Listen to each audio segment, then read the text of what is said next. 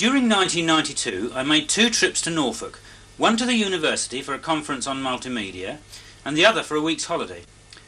This network of leys emerged from my lay research on these trips, putting forward good evidence that leys are indeed a system and not just randomly placed sited tracks. The main nodal points are a clump of Scots pines near Earlham Hall, the castle and cathedral, a henge monument south of the city, the Roman town of Cathedral St Edmund and its church, and another clump of trees, the significance of which will emerge later.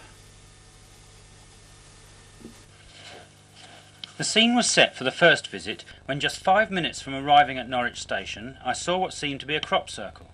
It was an annular ring with some kind of design on one end, but we went by so quickly I couldn't tell its exact shape. I took several still video pictures of it on the way back, but unfortunately was interrupted by the ticket collector at the crucial moment, so didn't get a picture of that end of it. Before going to the campus, I visited the castle and the cathedral. The former I found to be a powerful lay centre, with dowsable leys going out to many of the churches visible from the Mound.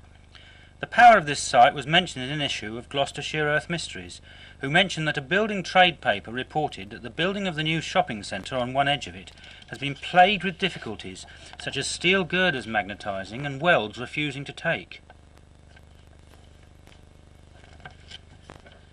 The castle is now a museum and was much restored in Victorian times, but the medieval core is still visible inside.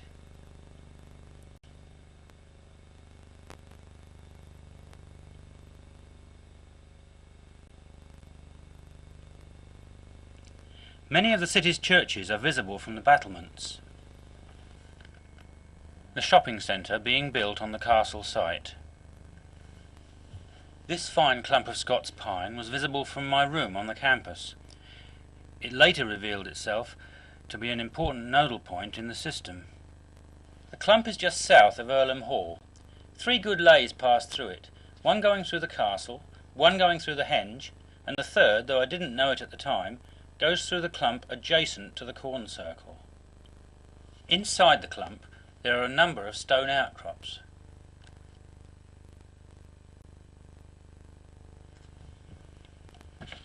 Another hot spot, or lay centre picked up by dowsing, was this clump with a waterfall, seemingly a modern landscape clump, adjacent to the Chaplaincy, which is the building to the left of the picture. One of the leys goes through the Chaplaincy, which is thus another case of a subconsciously sited campus church. The clumps seem to be on a natural rise in the ground, though this is difficult to tell because of the many raised walkways around. The third hot spot was this mound by the lake. One limb of it seemed to run towards the midsummer sunrise, and it seemed a surprising feature for Norfolk. On asking a university security officer, he said it was simply spoil from digging the lake. An amazing case of subconscious sighting. There is a lay along the Midsummer spur, going through 2 major crossroads on the Norwich Ring Road, and Wroxham and Hempstead churches. When visiting the cathedral before going to the campus, I dowsed the Cathedral St Edmund lay going along this cloister. The lay had been found on the map some years earlier, after my wife had visited the Roman town site. Coming north, it goes through Fritton Church, a piece of coincident track, 2 crossroads in Saxlingham Nethergate, then it runs along Caistor town earthwork to the church, goes to several churches and the cathedral in Norwich, and several crossroads and cross-tracks north of it. After returning from the conference, I sent details of the crop circle I'd seen to Matthew Gregory, the local investigator for the Centre of Crop Circle Studies. After some difficulty, caused by my originally identifying the wrong place on the map, he eventually found it, near Swainsthorpe. It consisted of a large annular ring about 48 yards across and a smaller adjacent circle about 18 yards across. The small circle had been completely flattened, except for a small standing oval in line with the main axis of the circle. It resembled an engagement ring with a jewel. When Matthew and his friends arrived at the circle, the corn had already been cut 6 days earlier, but the swirls of the previously flattened corn were still visible, as the combine had missed the flattened stalks. The railway embankment is visible to the right of the picture. On another of Matthew's pictures of the circle, there is a white dot high in the sky above it. Is this a photographic defect, or an example of the small lights picked up on video around corn circles. There was no other dot of this kind on any of his pictures. When we arrived in Norwich for our holiday week, one of the first places we visited was the circle site. We were surprised and pleased to see that it was now even more prominent, picked out by the green of growing grass. Doris immediately spontaneously mentioned clicking noises she could hear, which I heard also, but which didn't come out on the video. A strong dowsing reaction was obtained in all the flattened parts of the circle, but not in the centre part of the annular ring. We found the crossing point of the previously drawn leys to be a deciduous clump, which dowsed as a ley centre. The leys were picked up, one coming from the church at Cathedral St Edmund, and the other from the clump near Earlham Hall. Another bisecting them and passing through the centre of the circle was found. This goes also through Swainsthorpe Church to the south, then through the clump and to Chapel Hill south of Norwich, and a main crossroads on the ring road adjacent to a viewpoint. An ear of corn from the circle shows that it was bent part way up the stalk, a difficult feat for anyone making the circle with a roller or by treading the corn down. We also visited Cathedral St Edmunds, one of the main nodal points of the system. The defensive banks are still intact, and the ley to the cathedral runs along one of them. The church is about 10 yards from the bank, but the dowsed ley is just wide enough to reach the east end and must take in most of it when it widens at sunrise and sunset. Even more interesting is the outer bank, parallel with the road. It's hard to see how this can be an outer defence, as it extends straight far beyond the point where the inner wall turns at a right angle to enclose the town. It points directly at the henge and goes through Stratton St Michael Church, Caistor Church and the bank, a coincident drive at a house called Marks Hall, the henge, a cross tracks, a clump near Old Hall Farm, a circular wood north of Coltis Hall, and a church at Scow Ruston, which has the word church on the map in antique text. The War Memorial on the bank at Caistor.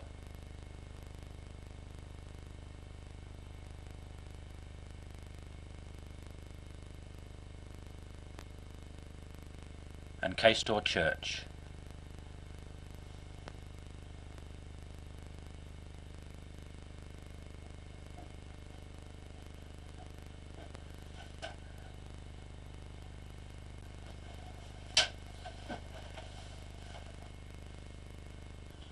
We didn't visit the henge on the trip, but it is described thus by Eric Winch. The location is just south of the junction of the rivers Tass and Yare, and just east of the floodplain of the Tass. There is no notice to advertise its position, only a public footpath sign. At first there appeared to be nothing to see but a field strewn with common ragwort, but then I noticed a green band some 20 or 30 feet wide which formed a horseshoe. It stood out quite plainly from the rest of the field, which consisted of grass which had dried brown under the hot summer sun.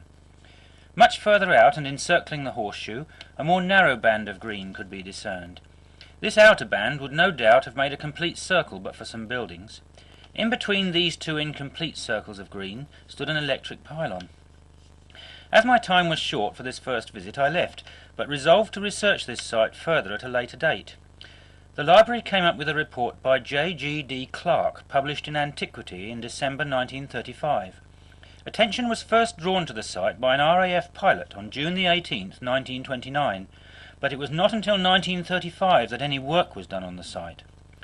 Excavations and subsequent examination showed that it was of the Neolithic period, built around 3250 BC, and one of the earliest in Britain, considered to be as equal importance as Stonehenge. No human remains were found, so it was assumed that it was a sacred site and not a burial ground. Several round barrows are situated around the outside of the area. It was a wood henge and consisted of 8 uprights of 100-year-old oaks, which were some 3 feet in diameter.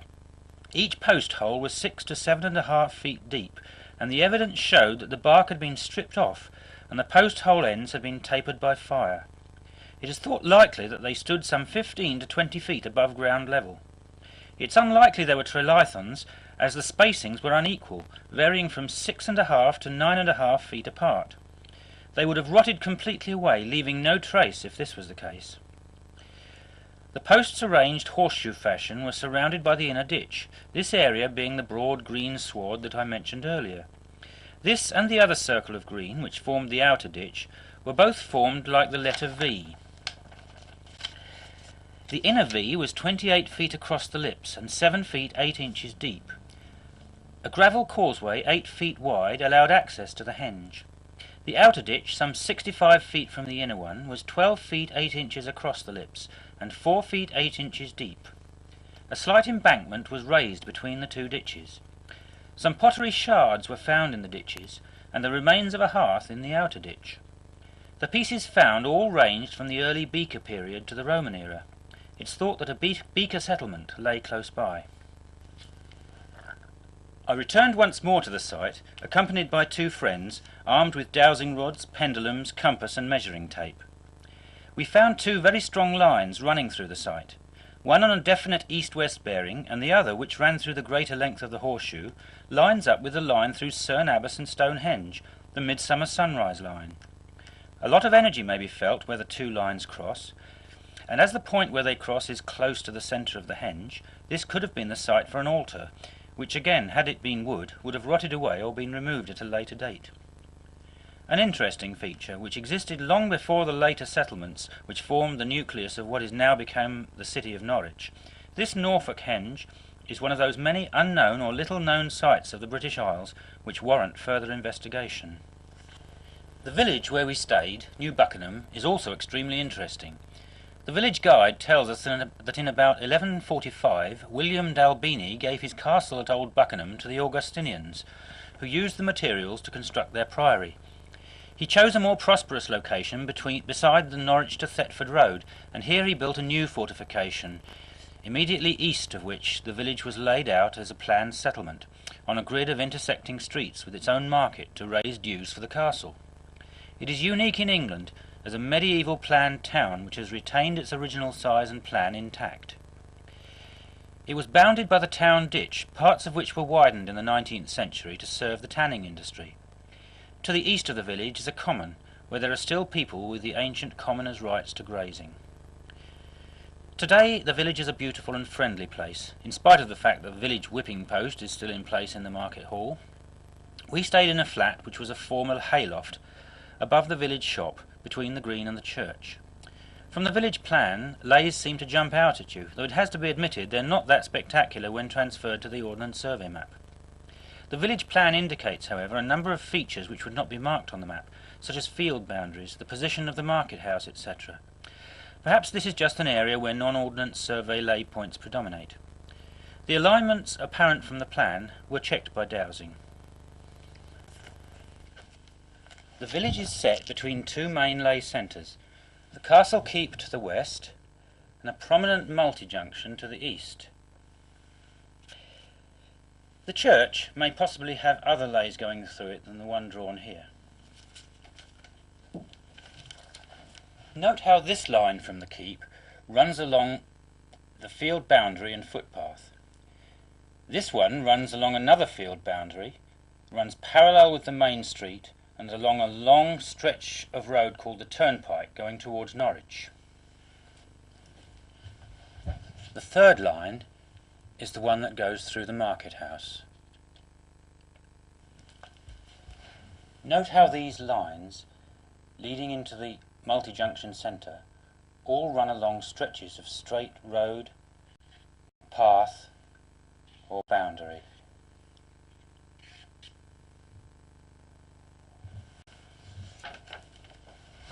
All these lines go through at least 1 or 2 other identifiable points. This line goes through 4 moats and 2 churches, and this one goes through Heatherset Church, a mean following 1 mile road near Wymondham, a coincident track and moat at South Lopham, 2 prominent crossroads and a cross tracks.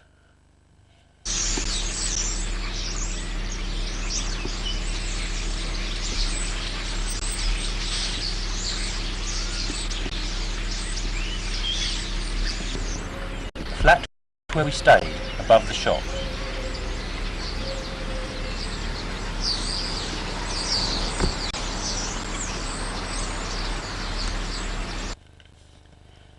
The market house is a court or toll house built in 1559 and raised on 8 Tuscan columns in 1745. The attractive brick and cobble paving and weather vane both date from the mid-19th century. Notice also the central whipping post, complete with arm clamps for people of different sizes. In Boosey's Walk is a house with a stepped gable through which the market house lay also passes. It has pedimented windows and a garden wall in English bond brickwork with a Tudor archway. These are all that remain of a larger house built in 1627 for the Kendall family, who have memorial slabs in the chancel of the church. Pevner called it an uncommonly sumptuous perpendicular church. Founded by Sir Robert de Tatshale in the 13th century, it underwent a major rebuilding by Sir John Knivet in the late 15th century, and the nave and chancel were restored in the late 19th century. The stem of the font is decorated with wild men, or woodwoses, and lions. There are large gargoyles over the belfry windows and tall pinnacles to the tower.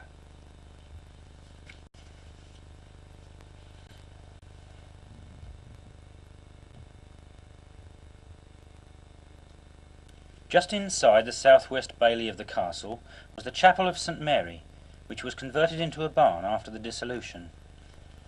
The northernmost ley through the castle keep runs along this footpath boundary.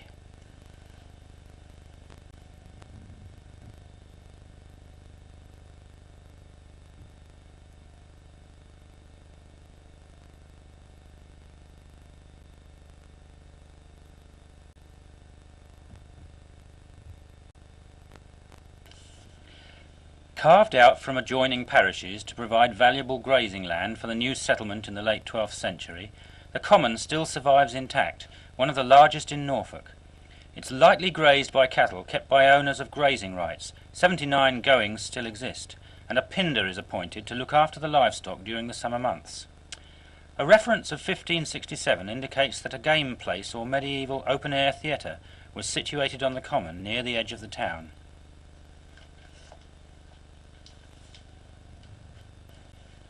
One of the leys from the multi-junction runs along this boundary with a group of Scots pines.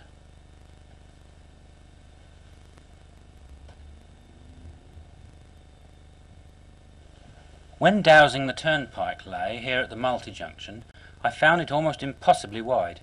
I was, of course, going up along one of the other leys leading into it. The turnpike.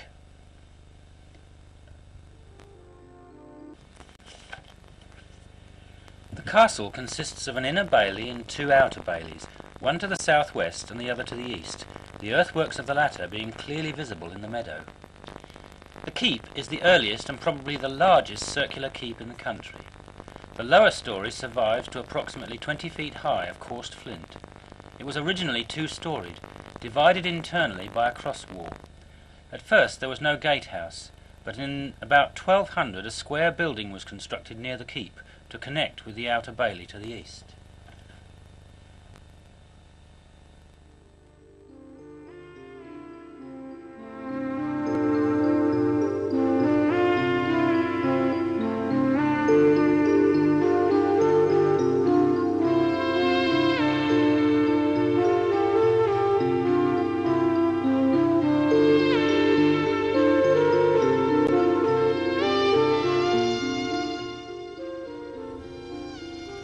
This path is the one which the ley going along the turnpike runs along.